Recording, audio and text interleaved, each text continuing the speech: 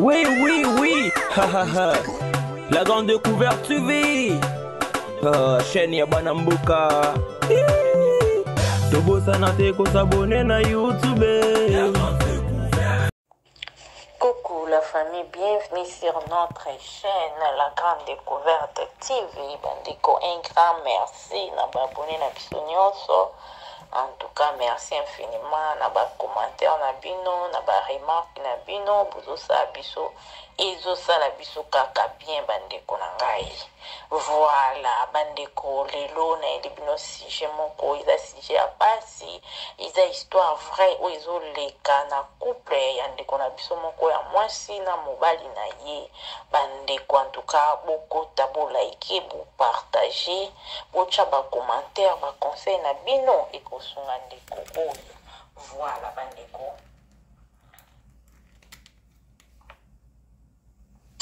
La famille. Histoire on a bête la mino, histoire vraie et tout ça la masikoyo. Ndeko mwasi alobi avanda kaningi zalaka jeune fille nyonso nenga zalaka tangi bato ya sina ya silisi et aiko se fréquenter pendant qu'il abando tanga bandai ko se fréquenter na garçon moboy. Garçon na eko cha izimi. Tanga cha izimi kaningi zalaka baeko mimai famille na eba mimi epa ya mobali. Aki ya bando fanda pa bapara mobali kaningi zala nzamba sungia ekobota mwana na ye ya mwasi. Tanga boti mwana ya mwasi, après avoir kobota, ndeko mwasi azongaki epai na bango bandeko. Tanga azongi epai na bango, mobali pe na momana bandai ko soutenir ye papa mwana azopesa ye mo ba 10 francs kaningi zalaka. Et après un temps, mobali a soutenaka esute ye moko kaka. Etant que mama abandi kozwa so ya mwana ne ya mwasi ti aye kotinda mwana ye na interna bandeko. Tanga aye kotinda mwana na interna epe koto azobundaka mpona mwana nzamba lala ate aye kutana na mwana mobali moko asepela kini makasi ayebisi nga vraiment na obala yo. Etanga kutana la fube na mwana mobali ana mwana mobali ana aye obeteli lisolo kaningi zalaka ngai boye na bota na mwana ngai ya mobali etu mais tokabwana biso na mama na ye ngamu na bokola mwana ngai na tinda ye na interna. Mwasi abi problème ezate kwa bokabwana bino na mama na ye nga nazali problème ezate mwana na yo aza mwana na ngai. OK. Baye ko sala pe procédure à mariage kaningi zalaka tipe baye ko balana bakomo vanda isika moko la famille. Tant bakomi ko vanda pe isika moko baye pe kozwa mwasi aye kozwa susu zemi. Et koto pe papa kuna azo continuer ko tindela mwani bambongo bino mo bebika interna ningi zala. Mama pe azo bunda mais atikala ko yebisa mobali na ete ke winga pe nazala na mwana bandeko boyoka lisolo. Atikala obetela mobali nete azalaka na mwana moko ya mwasi epatinda na interna. Na interna kuna nzokande mwana ya mobali na ya ye mwasi bakutana kuna bakutana na bango basepelana na bango bakoma na bango ko se fréquenter na interna. Jo mosusu mama vandaka abwe mwana ya mwasi abenge mama nakutana na mobali moko awa sepe na ngai na zui fiancé. Mama abia bon OK problème yate aza bien aza ekolo nini aza boye. OK pas de problème. Jo ya boye on sepela na mona ye. Mwana pa lobi problème ezate. Mwana au moment où ya bengi mama na ye tango ke ayebise ke azui fiancé zemi déjà ikotaki pa mwana mwasi. Zemi wana botu na ngai ezalaki ya nani? Ezalaki ya mwana ya mobali bandeko. Boyoka lisolo. Zemi eza ya mwana ya mobali. Mais mwana ayebisi mama na ye teke na zemi ayebisi juste ke nazwi fiancé. Koto pe na ndako bolingo eza nango etu OK. Mwana oyo pe ya mobali asolaka na papa na ye pasenga mama kaningi ezalaka. Papa pe abetela lisolo ki en tout cas nazwa mwasi boye mama nao aza awa etu. Mwana mobali pa bi problème ezate na sa nini? Problème ezate bandeko. bavandi mwana mwasi ayekoya ntango ayekoya lokola mama awa ayebisa papa te kaza na mwana mama azwi mwana na ye ya mwasi ake kotinda ye pa ndeko na ye ya mwasi veut dire ke mwana akomela pa tante na ye ntango mwana ake komela pa tante na ye nde mwana bandi korencontre tante masolo ke tante ngai tala boye nde na ye boye en tout cas naza na zemi me naboyaki oyebisa mama mpo nayeba ye mama osilika me zemi yango eza ya mwana mobali moko boye nalingi ye mingi tala foto na ye yango tante abi me aza mobali kitoko ane mobali mabe te me mpo ani osali boye ba opesa mama no pasi tala mama na ndenge abundaka mpo na yo etu abi mama bona sani tante bona sani ni zemi ekoti etu mama tante yo pardon jour mama koya na yebisa yo mpe ezala wana mpo bomelaka moto mpo mama asala eloko te mpo nayebi mama ndenge azalaka ok mwana mpe akomovanda wana tante abengisi mama na ye ntango abengisi mama na ye aye wana bandeko mama na ye ntango aye okute wana yo boye ndeni mpo mwasi ntango mwana aza na zemi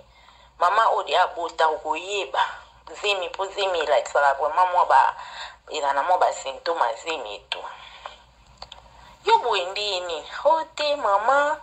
limbisanga d'abord mama vraiment nasengi yo pardon nayebiki nasali yo mabe me nde nakendaki interna nde nayebisaki yo nazwaki fiancé oui nazwaki fiancé mais après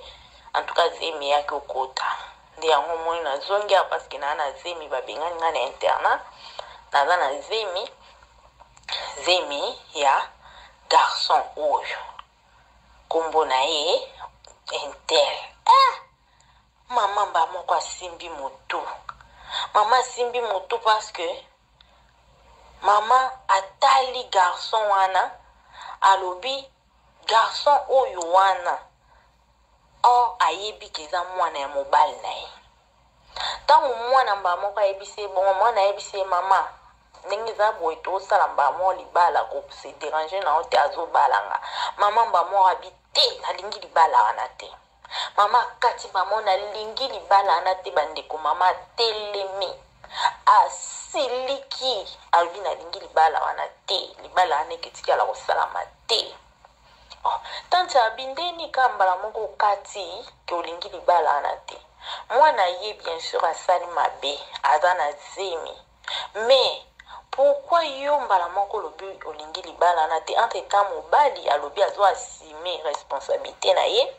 azo bala mwana mbala moko yo siko ndenge nini oke kolobaki olingi libala wana te problème nini ndeko na nga alobi non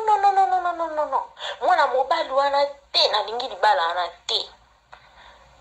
mwasi azwi alongwe mbala moko wana atiki osundula mwana na tante akei kanda siko azongi na ndako wana azoyeba te bandeko alobi asala nini bandeko tosunga ye alobi asala nini eloko nini akoyebisa mobali na ye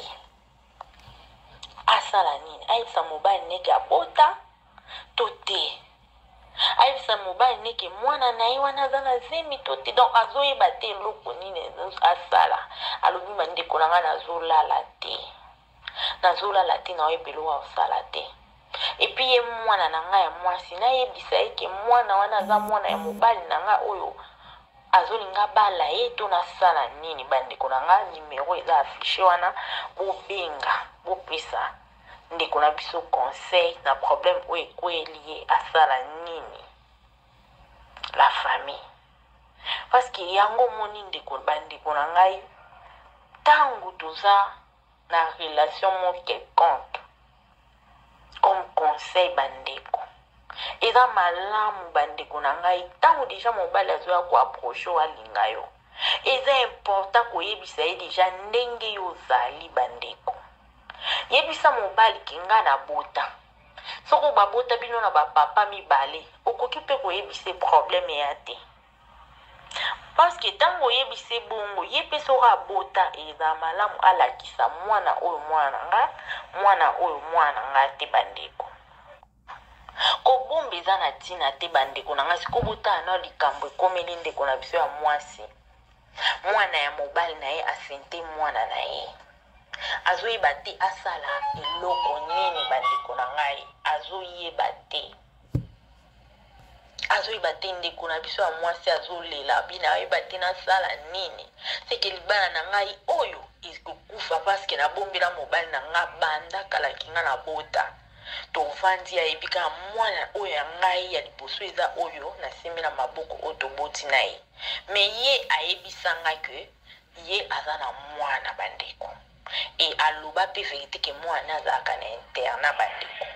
makambo oyo bandeko nange ezosalama na bafamille ebele oyoka cousin na cousine babalana pourquoi parce que bayebana teke ye na ye bazalaka bacousine mama papa yaya na bafamille toyeba kolakisanaka bandeko toyebana kolakisanaka na bandeko surtout bandeko oyo toza na mikila poto bandeko oyo toza balibanda bamboka obota bana na yo bayebi bakuzina na bango te bayebi bakuzina na bango te mpona bamboka poto eza na bana mosusu bakenda kotanga na badubai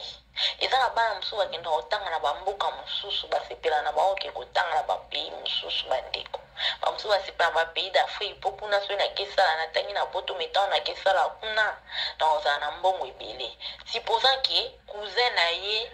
to mwana ya na ye baki kokutana kuna baye kobala na bandeko nanga siko libala na bolingo deje mati niveau baboti bana bino siko ba parents bosala nini na problème wana bandeko na ngai yango c'est important bandeko vraiment quand lorsque toza na bana o relation moko boye ezoyela biso bandeko tolingaka kolobaka vérité. Et puis mwasi mpona nini obomba mwana na yo bandeko mwana za kado moko précieux o nzambe apesa biso o nzambe apesaka toyebi bamama ebele bakendaka na baeglise azosala bajeune ya 40-45 jours mpona koluka mwana sikoyo yo nzambe apesa mwana pourquoi obomba ozwi relation moko boye obomba mwana si réellement relation wana alingi yo aolinga mpe mwana na yo bandeko na nga akolinga aza obija linga pe mwana yo me yo siko tango ozwi relation na wana obombi mwana na yo omoni ke relation aza très important lelo mwana ana soki akomi mama présidente to akomi président wana nde oya kobima oya olobaki o mwana na nga bandeko na nga totika eloko wana bandeko oyo bazaki abota abombaki abota pona kaka relation mo quelconque alors soki libala ngo mpe lelo ofandi lobi esimbi tokosala nini siko botala na likambo ekomeli ndeko na biso bandeko na ngai totala likambo ekomeli mwana mwasi oyo akomi motu ekomi likolo azoyeba te asala nini asalaki buzoba oyo kamara na mwa alobaka azwaki motu atia yango na makolo pena azoniata yango vraimen azotambola azoniata motu na ye. Pourquoi? Parce que abombaki mwana ye ya mwasi lisusu bandeko sikotala eloko ekomei bango bakosala nini est-ce que so ayebisi mobali wana vérité ke ye aza na mwana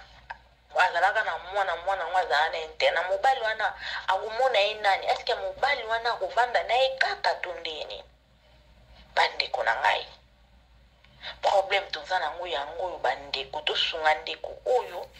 topesa ye conseil eloko nini asala na ka ya likambo oyo ekomeli botika bacommentaire na bino s'il vous plaît bolike bopartage et merci na baboye na biso ya sika oyo bazokota vraiment esala biso bien bandeko histoire toyeli bino yango wana vraiment totya bacommentaire mpona tosunga ndeko na biso ya mwasi et voilà bandeko mpona lelo en tout cas